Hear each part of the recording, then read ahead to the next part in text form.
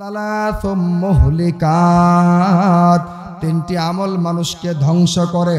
ওয়া সালাসুম মুনজিয়াত, তিনটি আমল মানুষকে মুক্তি দেয়, নাজাত দেয়। ওয়া সালাসুম কাফফারাত, তিনটি আমল মানুষের গুনাহগুলোকে মুছে দেয়, গুনাহকে মাফ করে দেয়। লা তাজিদু কওমান ইউমিনুনা বিল্লাহ لا تجد قوما يؤمنون بالله واليوم الآخر يوادون من حاد الله ورسوله। হে নবী, আপনার সান্নিধ্য প্রাপ্ত সাহাবায়ে কেরাম, যাদের দিলের মধ্যে ঈমানের ভালোবাসা, ঈমানের মহব্বত বসিয়া গেছে, যারা নাকি আল্লাহ তাআলার উপরে ঈমান এনেছে এবং মৃত্যুর পরে আল্লাহ তাআলার সামনে দাঁড়িয়ে পরকালে হিসাব দেওয়ার ব্যাপারে ঈমান এনেছে, মৃত্যুর পরে পরকাল, হাসর নাসর, পুলসিরাত, জান্নাত জাহান্নাম, একটা মহান একটা জগৎ আছে। দুনিয়ার জীবনটাই শেষ জীবন নয়, মৃত্যুর পরে আরেকটা জীবন আছে। ওই জীবনের উপরে যারা ঈমান এনেছে, এই সমস্ত সাহাবায়ে কেরামের ঈমানের অবস্থা আমি বলছি শুনুন। আপনার কাছ থেকে আমি শুনব না, বরং আপনার সাহাবায়ে কেরামের ঈমানের হালত আমার থেকে আপনি শুনুন। আপনার সাহাবায়ে কেরামের গুণাবলী এবং প্রশংসার কথা আমি আসমান থেকে কোরআনে নাজিল করে বিশ্ববাসীকে শুনিয়ে দিচ্ছি, শুনুন।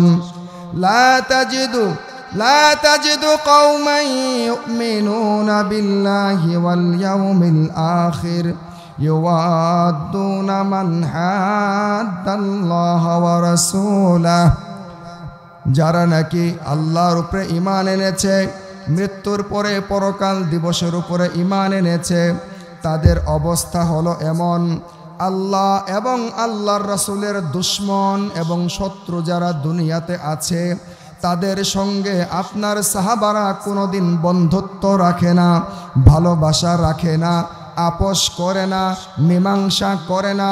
ইসলামের ব্যাপারে, ঈমানের ব্যাপারে, দ্বীনের ব্যাপারে, শরীয়তের ব্যাপারে এক বিন্দু পরিমাণ কোনো কাফের কেউ ছাড় দেয় না, নমনীয় হয় না, নরম হয় না, তাদের কাছে বিন্দু পরিমাণ মাথা নত করে না।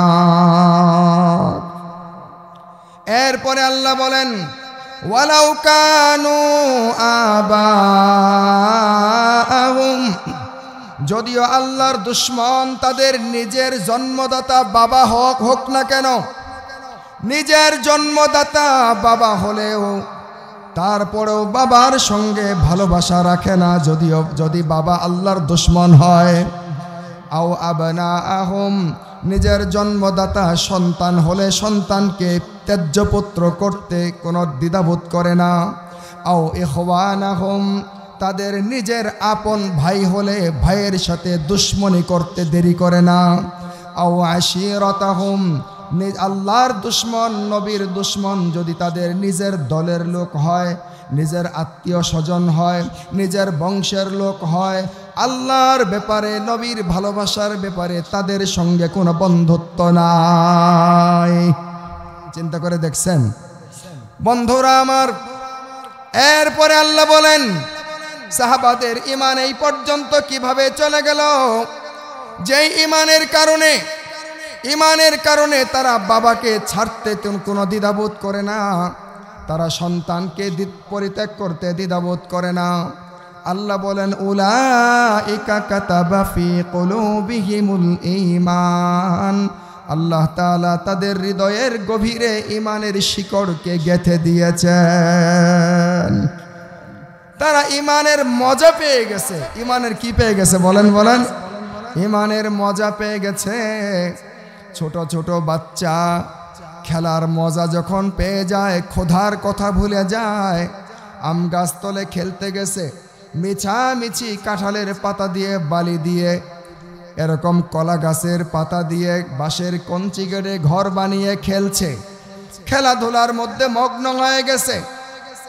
আপনি রান্না করে তাদেরকে খাওয়ার জন্য বাড়ির দিকে ডাকছেন, ওদিক থেকে সন্তান বলে না না না, খাইতে যাব না, খাইতে যাব না, আমি খাবার রান্না করেছি, পোলাও রান্না করেছি, তোমরা এসে খেয়ে যাও।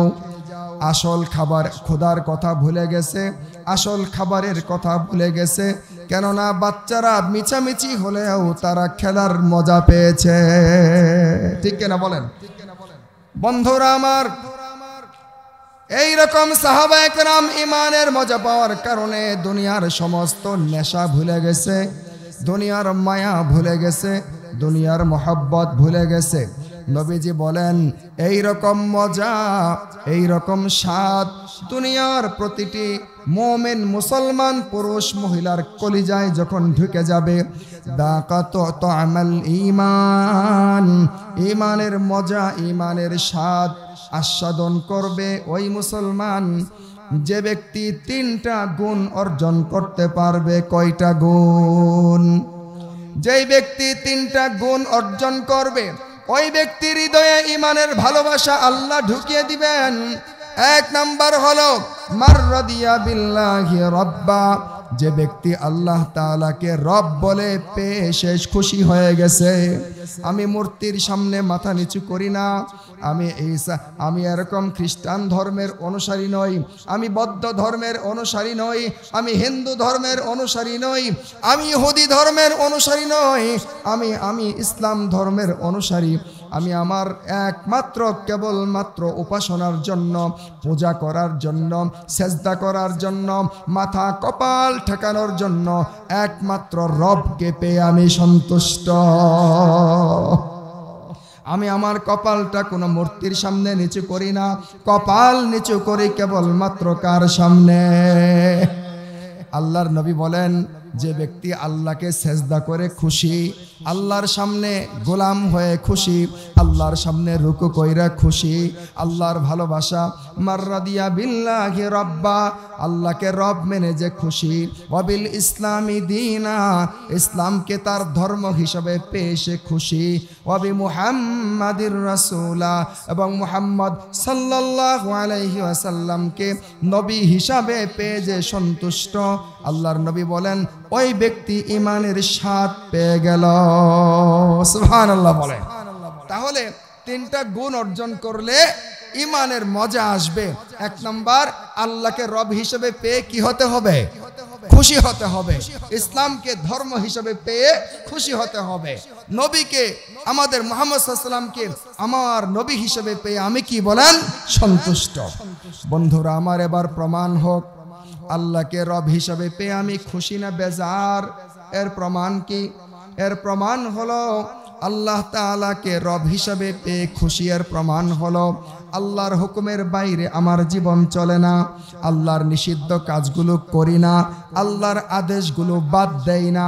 যদি এটা মান্য করে চলতে পারি, আমি কাজে কর্মে প্রমাণ করলাম আমি সত্যিকার অর্থেই আল্লাহকে আমার রব হিসাবে পেয়ে সন্তুষ্ট। কথা বলেন না ঠিক কিনা? ইসলামকে ধর্ম হিসেবে পেয়ে সন্তুষ্ট। এর প্রমাণ কি? মুখে দাবি করলে হবে না, কাজে প্রমাণ করতে হবে।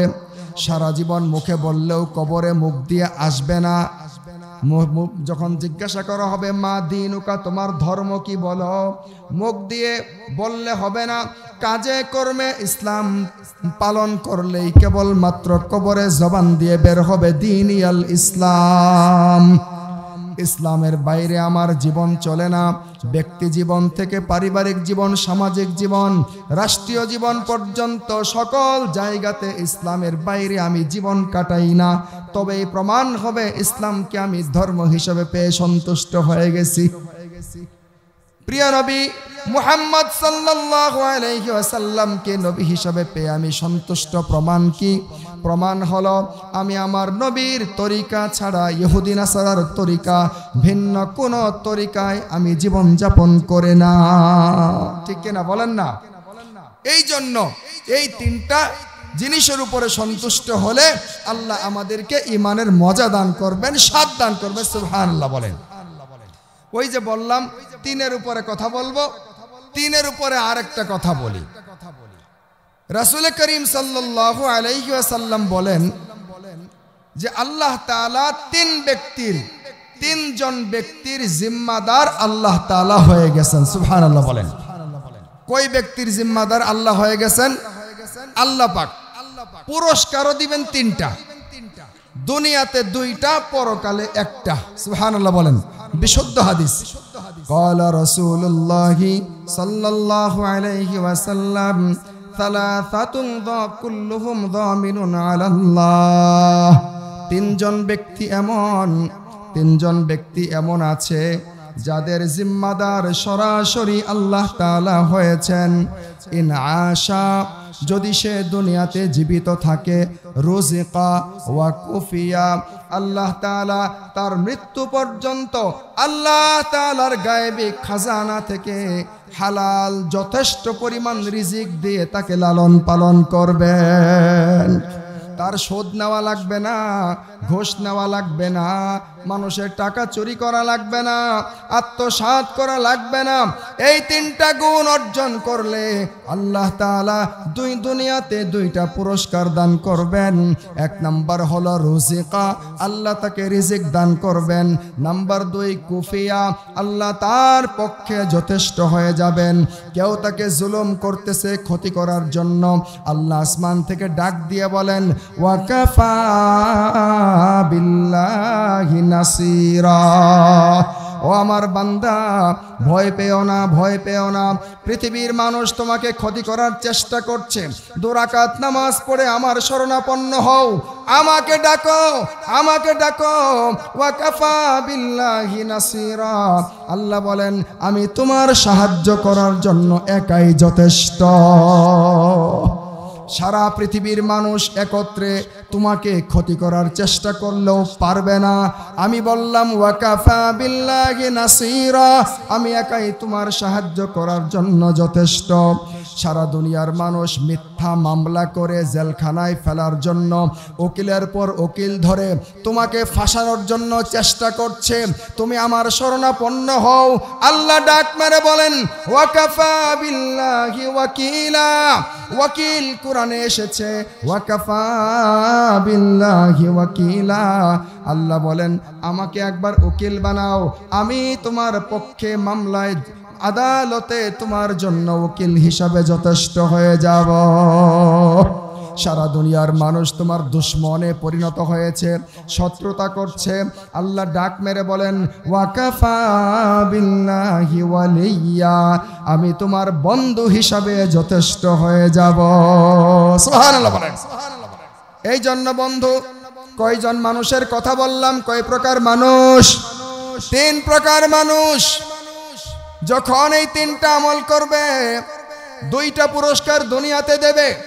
1 নাম্বার হলো তার রিজিকের দায়িত্ব আল্লাহ নিয়ে নেবেন। নাম্বার 2 হলো তার পক্ষে বন্ধু হিসাবে, সাহায্যকারী হিসাবে এবং উকিল হিসাবে যথেষ্ট হয়ে যাবেন। আর ওয়া ইম্মাতা, যদি সে মারা যায়, আদখালাহুল্লাহুল জান্নাহ, সরাসরি আল্লাহ তাআলা তাকে জান্নাতে প্রবেশ করায় দিবেন। আরো কিছু বাকি আছে নাকি বলেন না?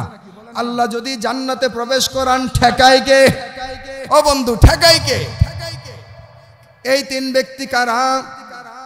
প্রিয় নবী সাল্লাল্লাহু আলাইহি ওয়াসাল্লাম হাদিসের মধ্যে বলেন 1 নাম্বার হলো মান দাখালা বাইতাহু ফাসাল্লামা, মান দাখালা বাইতাহু ফাসাল্লামা ফাহুয়া দামিনুন আলাল্লাহ। 1 নাম্বার হলো যে ব্যক্তি বাইরে থেকে যখনই তার ঘরে ঢোকার সময় আসে, তার ঘরে ঢোকার আগে ঘরওয়ালাদেরকে সালাম দেয়। সুবহানাল্লাহ বলেন। ঘরের মধ্যে বিবি শাম আছে, বলে আসসালামু আলাইকুম। সন্তানাদি আছে, বলে আসসালামু আলাইকুম। যেই ঘরে অবস্থান করুক না কেন, বাইরে থেকে ঘরে ঢোকার সময় বাজার থেকে এসেছে, ক্ষেত থেকে এসেছে, অফিস থেকে এসেছে, রিক্সা চালিয়ে এসেছে, এমনকি বাইরে টয়লেট থেকে ঘরে ঢুকতেছে।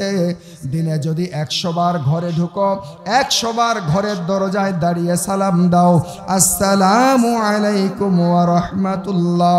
নবী বলেন, যে ব্যক্তি ঘরে ঢোকার সময় ঘরওয়ালাদেরকে সালাম দেওয়ার অভ্যাস করে, সালাম দেয়, ফাহুয়া দামিনুন আলাল্লাহ, ওই ব্যক্তি আল্লাহর জিম্মায় চলে যায়।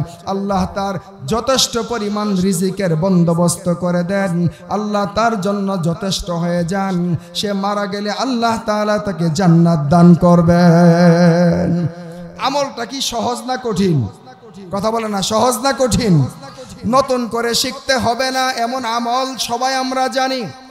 একটু সচেতনতার সাথে খেয়াল করে আমল করলে হয়ে যাবে। 3টা আমলের একটা আমল বললাম। নাম্বার 2 হলো ওয়ামান খরাজা ইলাল মসজিদ, ওয়ামান খরাজা ইলাল মসজিদ ফাহুয়া দামিনুন আলাল্লাহ, যেই ব্যক্তি আল্লাহর ঘরের দিকে নামাজ পড়ার জন্য যায়, ওই ব্যক্তিকে আল্লাহ তাআলা এই 3টা পুরস্কার দান করবেন। ও বন্ধু, 5 ওয়াক্ত ফরজ নামাজ ঘরে পড়লে আল্লাহ এই পুরস্কারগুলো দিবেন না, বরং ফরজ নামাজগুলো মসজিদে পড়ার জন্য বের হয়ে গেলেই এই পুরস্কার পাওয়া যায়।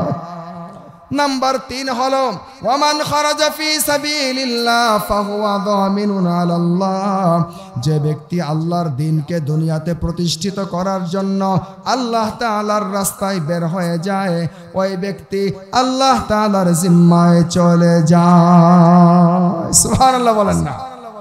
বন্ধুরা আমার, এই 3টা আমল করব তো ইনশাআল্লাহ? কথা বলে না, করব তো?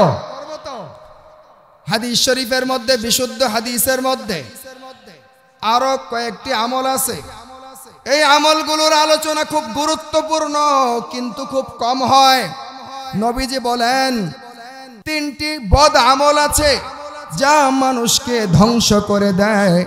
দাড়িওয়ালা, টুপিওয়ালা, জব্বাওয়ালা, পাঞ্জাবিওয়ালা, হাজি সাহেব, গাজী সাহেব, মুফতি সাহেব, মুহাদ্দিস সাহেব, আলেম সাহেব, হাফেজ সাহেব, যত সাহেব হন না কেন, এই 3টা বদামল যদি জিন্দেগিতে থাকে আপনাকে ধ্বংস করে ছাড়বে দুনিয়াতে আখেরাতে। অতএব কারণে মুক্তিদানকারী আমলগুলো করতে হবে, ধ্বংসকারী আমল থেকে বাঁচতে হবে। নবীজি বলেন সালাসুম মুহলিকাত, 3টি আমল মানুষকে ধ্বংস করে। ওয়া সালাসুম মুনজিয়াত, 3টি আমল মানুষকে মুক্তি দেয়, নাজাত দেয়। ওয়া সালাসুম কাফফারাত, 3টি আমল মানুষের গুনাহগুলোকে মুছে দেয়, গুনাহকে মাফ করে দেয়। ব্ল্যাকবোর্ডের মধ্যে চক দিয়ে লেখার পরে ভিজা কাপড় দিয়ে মুছলে যেমন চকের কালি পরিষ্কার হয়ে যায়, মানুষ যখন এই 3টি আমল করে তার অন্তর থেকে গুনাহের দাগগুলো এমন পরিষ্কার হয়ে যায়। ওয়া সালাসুম দারাজাত, আর 3টি আমল আছে যা করলে পরে আল্লাহ দুনিয়া আখেরাতে তাকে উচ্চ মর্যাদায় সমাসীন করে দেন। সুবহানাল্লাহ বলে। আমল কয়টা বলেন তো? 3-4, কথা কয় না, 3-4 12টা। নামগুলো আবার বলেন। 3টি আমল মানুষকে ধ্বংস করে, মুখ দিয়ে বলেন, কি বললাম? 3টি আমল মানুষকে ধ্বংস করে, 3টি আমল মানুষকে মুক্তি দেয়, 3টি আমল গুনাহ মাফ করে দেয়, 3টি আমল মানুষের মর্যাদাকে বুলন্দ করে দেয়। সুবহানাল্লাহ বলেন। قال رسول الله صلى الله عليه وسلم ثلاث مهلكات, 3টি আমল মানুষকে ধ্বংস করে।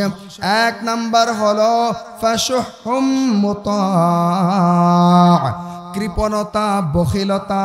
যেই মানুষটা এই পরিমাণ কিপটা, এই পরিমাণ কৃপণ, ওই মানুষটার কৃপণতা তাকে ধ্বংস করে দেয়।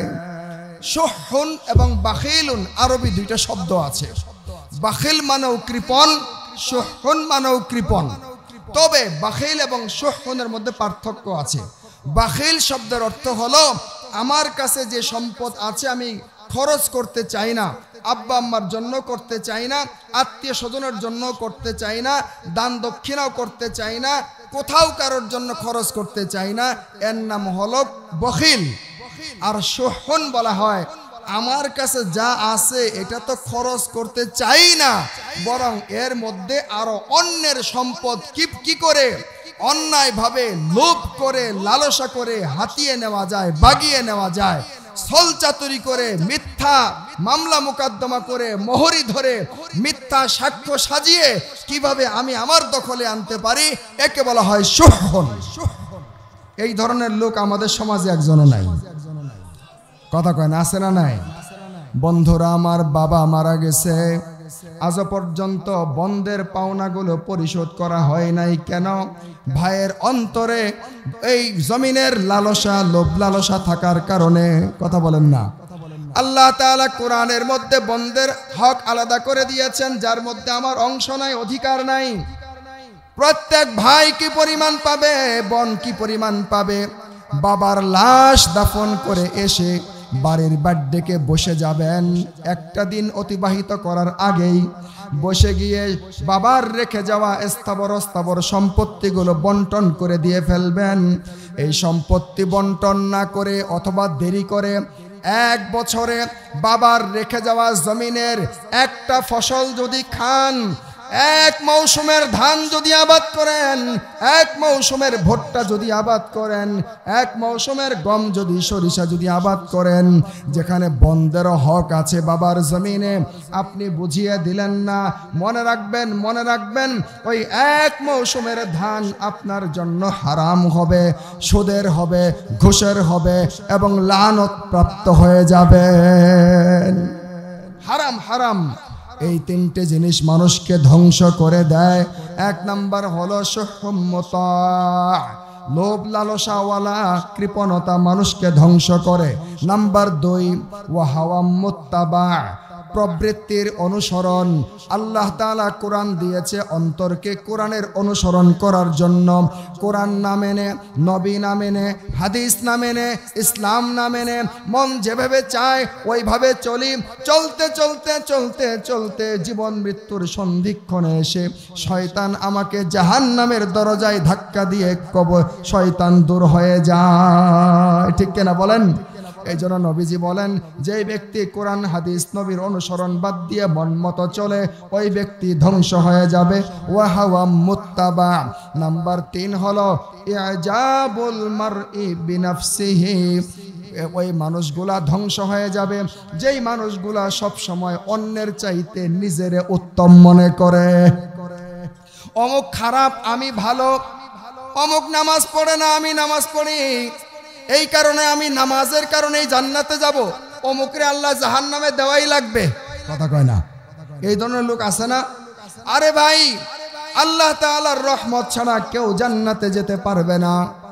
আপনি ইবাদত বন্দেগী করতে করতে যদি আব্দুল কাদের জিলানী পর্যন্ত হয়ে যান, ইবাদতের দ্বারাই জান্নাতে যেতে পারবেন না, আল্লাহ যদি দয়া না করে। আর একজন ব্যক্তি গুনাহ করতে করতে ওই যে 99টা খুন করেছে, আল্লাহ মৃত্যুর আগে তার হেদায়েত লিখে রেখেছে, অন্তরে অনুতপ্ত বোধ তৈরি করে দিয়েছে। মৃত্যুর আগে তওবার নসিব হয়ে গেছে, সারা জীবনের গুনাহ মাফ করে আল্লাহ তাকে জান্নাত দিয়েছেন।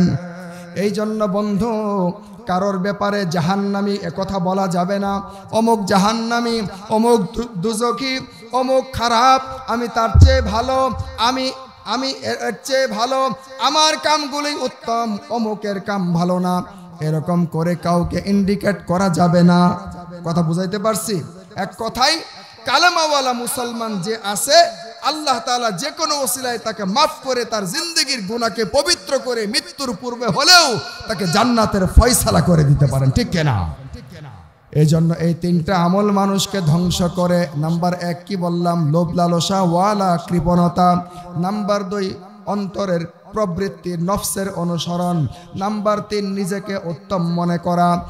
আর 3টে জিনিস মানুষকে মুক্তি দেয়। ওয়া তালাতুম মুনজিয়াত। বলেন 3টা জিনিস মানুষকে কি দেয়?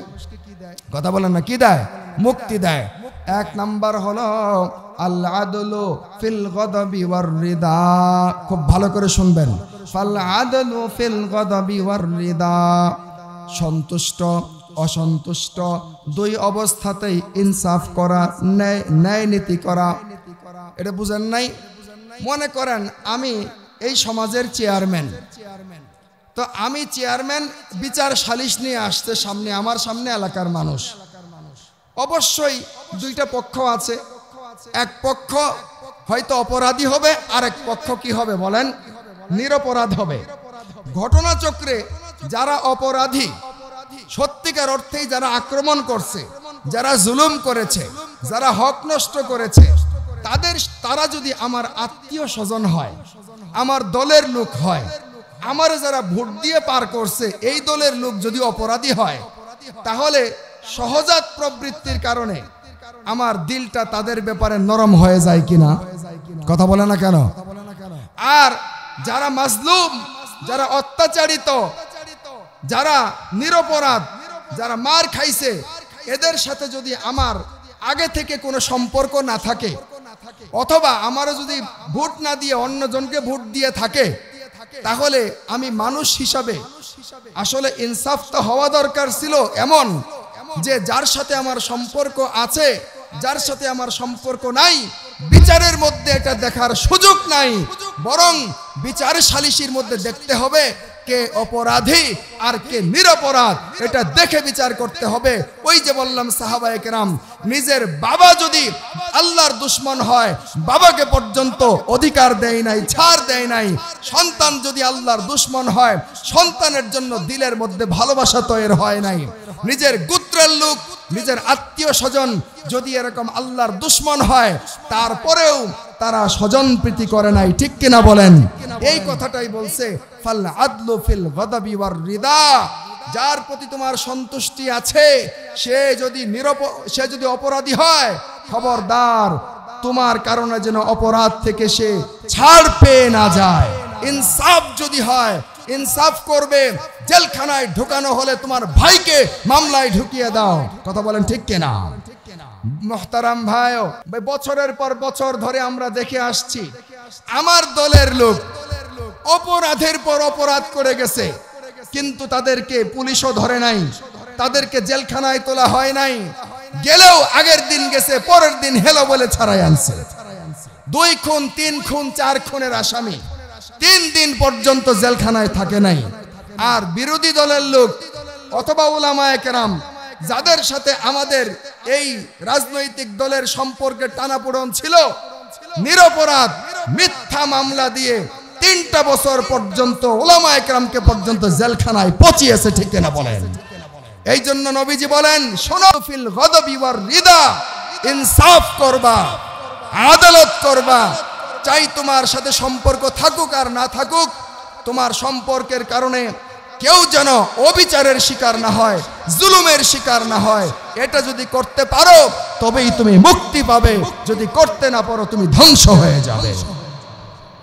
قال رسول الله صلى الله عليه وسلم ثلاث منجيات, তিনটি জিনিস মানুষকে মুক্তি দেয়, নাজাত দেয়। 1 নাম্বার ফাল আদলু ফিল গদবি ওয়ার রিদা, সন্তুষ্টি অসন্তুষ্টি, মহব্বত দুশমনি, 2 অবস্থাতেই তুমি ন্যায় বিচার করবে, জুলুম করতে পারবে না। নাম্বার 2 হলো ওয়াল কসদু ফিল ফাকরি ওয়াল গিনা, আল কসদু ফিল ফাকরি ওয়াল গিনা, সচ্ছলতা অসচ্ছলতা, ধনাঢ্যতা দারিদ্রতা, 2 অবস্থাতেই অপচয় করবা না, কৃপণতা করবা না, পরিমিত আকারে খরচ করবা। আল্লাহ নিয়ামত দিছেন, রিজিক দিছেন, ধনী মানুষ হয়ে গেছো, তাই বলে তুমি ওই সিনেমা হল বানাইও না, তুমি আড্ডাবাজির খেলার মধ্যে চান্দা দিও না। কথা বলে না? এখানে গানের যাত্রা হবে, তোমার টাকা আছে বিধায় টাকার গরমে তুমি সভাপতি হয়ে গেলা, তুমি সেখানে এরকম ভাবে সম্পদ তুমি দান করে দিলা, অন্যায় কাজের মধ্যে খবরদার এটা করিও না। তাহলে 3টা হলো মুক্তি দানকারী। 1 নাম্বার কি বললাম বলেন? 1 নাম্বার মনে নাই? একটা হলো তোমার সন্তুষ্টি অসন্তুষ্টি, 2 অবস্থাতেই ইনসাফ করবা, ন্যায় বিচার করবা। 2 নাম্বার সচ্ছলতা অসচ্ছলতা, 2 অবস্থাতেই অপচয় করবা না, কৃপণতা করবা না, পরিমিত আকারে কি করবা? খরচ করবা। নাম্বার 3 হলো ওয়া খাশিয়াতুল্লাহি ফিস সিররি ওয়াল আলানিয়া, গোপনে প্রকাশ্যে 2 অবস্থাতে আল্লাহকে ভয় করবা। প্রকাশ্যে তো আল্লাহকে ভয় করি, কিন্তু রাতের বেলা ঘরের দরজা বন্ধ করে অন্ধকার যখন ছেয়ে আসে, ঘরের দরজা বন্ধ, ল্যাপ কাঁথার নিচে ইন্টারনেট খুলে মোবাইল খুলে ওই সময় আমি আল্লাহকে ভয় করি কিনা। পুরা দুনিয়াটা আমার হাতের মুঠোর মধ্যে চলে আসে। পৃথিবীর কেউ দেখে না, না মা দেখে, না বাবা দেখে, না উস্তাদ দেখে, না বন্ধু দেখে, কেউ দেখে না। ভয়ের কোনো কারণ নাই, লজ্জিত হওয়ার কোনো কারণ নাই, অপমানিত হওয়ার কোনো কারণ নাই। আমি যদি পুরা বিশ্বকে ভালো মন্দ সব মিলিয়ে দেখতে থাকি সারা রাত ব্যাপী, কেউ আমাকে লজ্জা দেবে না, ইমামতিও ছুটবে না, আমি লজ্জিতও হব না। ওই সময় সত্যিকার অর্থে আল্লাহ তাআলাকে, আল্লাহ আমাকে দেখতেছেন। আল্লাহ ডাক মেরে বলেন, ওয়া হুয়া ইয়ালামু খাইনাতাল আয়ুন ওয়া মা তুখফিস সুদূর। ও বান্দা, তোমার চোখ কোন দিকে ঘুরে, তুমি মোবাইলের দিকে তাকিয়ে আছো, আমি তোমার চোখের দিকে তাকিয়ে আছি। আইনামা তুওয়াল্লু ফাতাম্মা ওয়াজহুল্লাহ, যেদিকে তুমি তাকিয়ে থাকো না কেন, আমার দৃষ্টি তোমার দিকে তাকিয়ে আছে। এই ভাবনা অন্তরে এনে তুমি গোপন অবস্থাতেও আল্লাহ ভয় করো, এটা তোমাকে মুক্তি দিয়ে দিবে। সুবহানাল্লাহ বলেন। নাম্বার 3 হলো সালাতুন কাফফারাত। 3টি আমল মানুষের জিন্দেগির গুনাহগুলোকে মুছে দেয়। এক নাম্বার হলো ইসবাগুল ওযু ফিস সাবারাত। ঠান্ডা কনকনে শীতের মধ্যে অথবা যে সকল বুড়া মানুষগুলোর অসুস্থতার কারণে অজু করতে কষ্ট হয়, ওই মানুষগুলো কষ্ট সত্ত্বেও যখন সুন্দর করে ঘষা ডলে ডলে অজু করে, দুনিয়ার মানুষের কাছে মানুষের কষ্ট মাপার কোনো যন্ত্র নাই, কিন্তু আল্লাহ তাআলার কাছে প্রত্যেকটা মানুষের কষ্ট মাপার যন্ত্র আছে। যুবক মানুষ ঠান্ডা পানি দিয়ে অজু করলে কতটুকু কষ্ট পায়, বুড়া মানুষ, অসুস্থ মানুষ ঠান্ডা পানি দিয়ে অজু করলে কি পরিমাণ কষ্ট পায়। জওয়ানকে এই পরিমাণ নেকি দেওয়া হবে না, সুস্থ মানুষকে এই পরিমাণ নেকি দেওয়া হবে না, যেই পরিমাণ অসুস্থ মানুষ, বুড়া মানুষ ঠান্ডা পেয়ে কষ্ট পেয়ে অজু করলো, তাকে যে পরিমাণ নেকি দেওয়া হবে। নবী বলেন, ইসবাগুল ওযু ফিস সাবারাত। যেই ব্যক্তি কষ্ট করে করে সুন্দর করে অজু করে, ওই ব্যক্তির এই কষ্ট করে অজু করা তার জিন্দেগির গুনাহকে মুছে দেয়। নাম্বার 2 হলো ইন্তিজারুস সালাতি ফিসলিস সালাত। যেই ব্যক্তি এক নামাজ পড়ার পরে আরেক নামাজের অপেক্ষায় অন্তরটাকে ঝুলিয়ে রাখে। ফজরের নামাজ পড়ে চাকুরিতে বের হয়ে গেছে, দেহটা বের করে নিয়ে গেছে, অন্তরটাকে মুআল্লাকুম বিল মাসাজিদ, মসজিদের সাথে লটকায়ে গেছে। কখন আজান দেবে আবার হাতের কাম ফেলে, কৃষিকাজ ফেলে, রিক্সা ফেলে আবার মসজিদে দৌড়ে আসবে।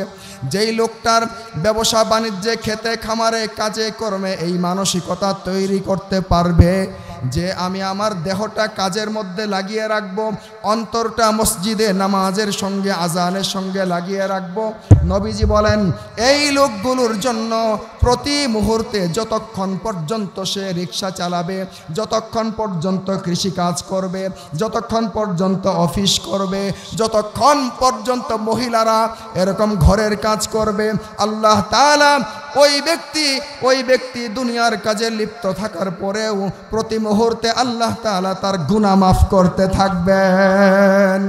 সে দুনিয়ার কাজে লিপ্ত, আল্লাহর ফেরেশতারা তার গুনাহ মাফ করার কাজে লিপ্ত। সুবহানাল্লাহ বলেন। হ্যাঁ, নাম্বার 3 হলো, এক নাম্বার কি বললাম বলেন? কষ্ট সত্ত্বেও সুন্দর করে কি করা বলেন? ওযু করা। 2 নাম্বার, এক নামাজ পড়ে আরেক নামাজের জন্য অপেক্ষা করা। নাম্বার 3 হলো নাকালুল আকদামি ইলাল জামাআত। যে ব্যক্তির পাগুলো মসজিদের দিকে পড়ে, যতটা পা পড়বে, একটা পা পড়বে ওঠানোর আগেই গুনাহ মাফ, আরেক পা ফেলছে আরেক পা উঠানোর আগেই গুনাহ মাফ।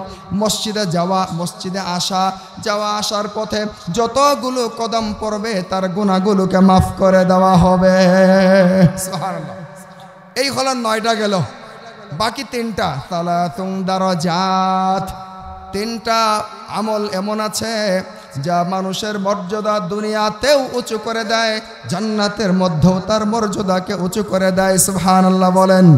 নাম্বার 1 হলো ইতআমুত তাআম, মানুষকে খাবার খাওয়ানো। সুবহানাল্লাহ বলেন না। মানুষকে খাবার খাওয়ানো।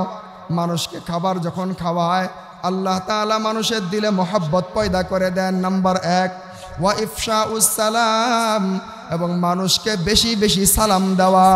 ছোটকে সালাম, বড়কে সালাম, মুরব্বীকে সালাম, বেশি বেশি মানুষকে সালাম দিলে মর্যাদা কমে না, বরং মর্যাদা বাড়ে। নাম্বার 3, ওয়াসসালাতু বিল্লাইলি ওয়ান্নাসু নিয়াম। যখন মানুষেরা রাতের গভীরে শুইয়া পড়ে, ওই সময় যে ব্যক্তি উঠে 2 রাকাত করে তাহাজ্জুদের নামাজ পড়ে, আল্লাহ তাআলা দুনিয়াতে এবং আখিরাতে তার মর্যাদা বাড়িয়ে দেয়।